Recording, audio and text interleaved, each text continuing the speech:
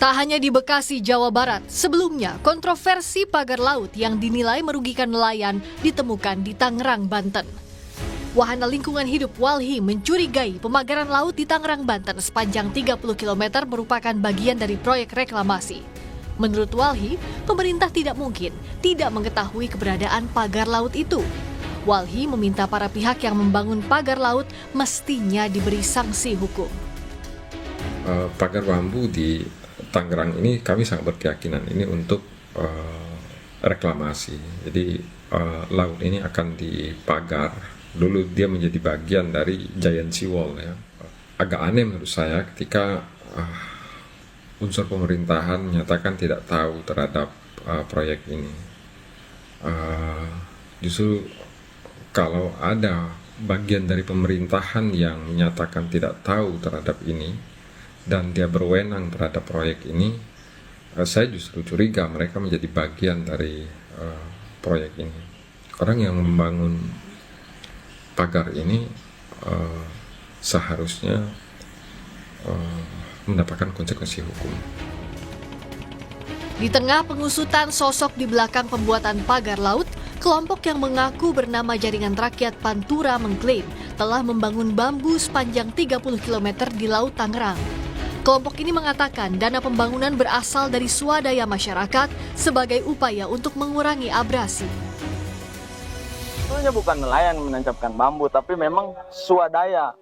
Gitu, swadaya kita sebutlah itu masyarakat, begitu kira-kira. Karena ini bukan hanya untuk kepentingan nelayan. Ide dasarnya begitu. Ini adalah untuk juga kepentingan menahan abrasi, ombak, dan segala macam. Jadi dibuatlah tanggul itu tersebut.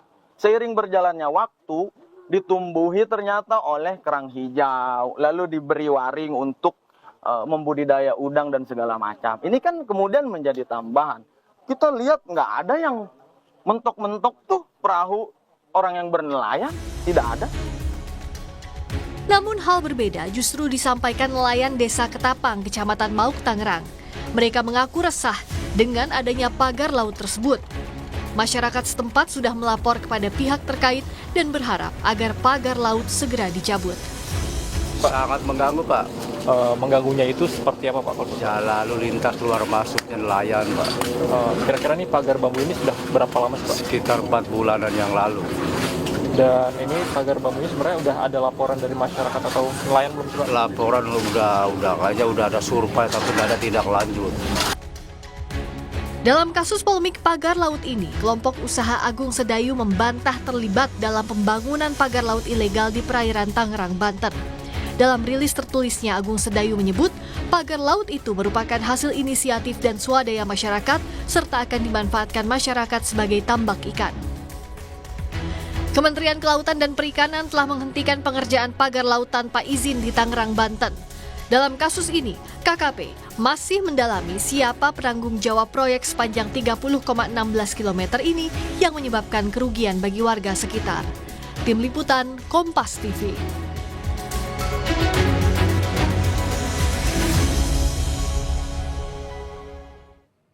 Soal kontroversi pagar laut di Bekasi, Jawa Barat ini akan kita tanyakan kepada jurnalis Kompas TV Alexander Blegur. Blegur, sudahkah diketahui siapa yang bertanggung jawab atas pembuatan pagar laut di Bekasi dan apa tujuannya? Ya baik, Tifal dan saudara, memang setelah kami memantau dan melakukan penelusuran ke perairan utara, tepatnya di danau di Desa Sugajaya, Tarumajaya, Kabupaten Bekasi, memang tumpukan ribuan bambu yang menyerupai pagar ataupun tanggul ini memang dibuat oleh Pemprov Jawa Barat dengan perjanjian oleh dua perusahaan. Tujuannya memang kerjasama Pemprov dengan dua perusahaan ini dilakukan untuk membangun pelabuhan yang nantinya memang digunakan untuk keluar masuk kapal yang berkapasitas di bawah 30 JT.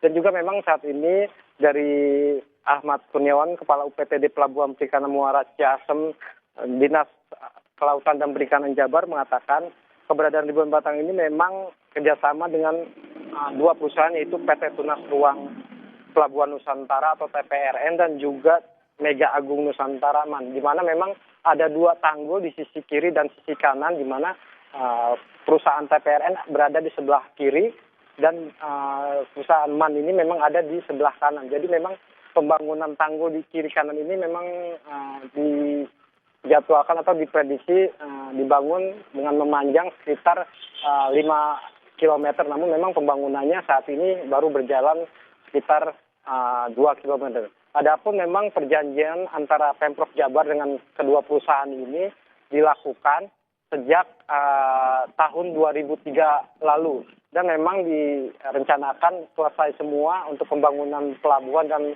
arus lalu lintasan menuju dari dermaga maupun dari menuju laut lepas itu diperkirakan selama 5 tahun atau tepatnya pada tahun 2008 mendatang. Saat ini memang proses masih berjalan. Kita lihat tadi pemantauan di lapangan memang ada terlihat beberapa ekskavator yang kami perkirakan sekitar ada 4. Namun memang ekskavator untuk dilakukan pengerukan tanah di sisi kiri dan kiri kanan ini masih belum bekerja seperti itu. Berikut bisa saya petikan wawancara dari Ahman Kurniawan, Kepala UPTD Pelabuhan Perikanan Muara Ciasem, Dinas Kelautan dan Perikanan Jabar. Kami sampaikan di sini bahwa di perairan Paljaya khususnya ada pembangunan alur pelabuhan, di mana pembangunan alur pelabuhan ini merupakan tindak lanjut dari adanya perjanjian kerjasama antara pihak Pemprov Jabar dengan salah satu perusahaan yaitu PT Tunas Ruang Pelabuhan Nusantara atau TRPN, di mana di dalam perjanjian kerjasamanya itu pihak TRPN menyanggupi di dalam penataan kawasan pelabuhan perikanan.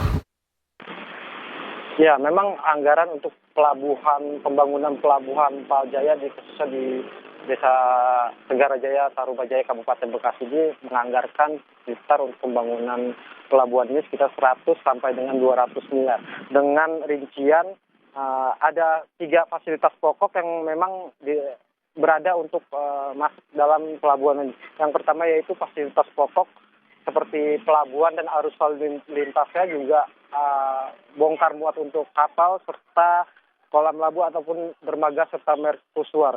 Yang kedua itu ada dalam kedua fasilitas penunjang, apa itu yaitu perkantoran, WC, toilet dan juga masjid.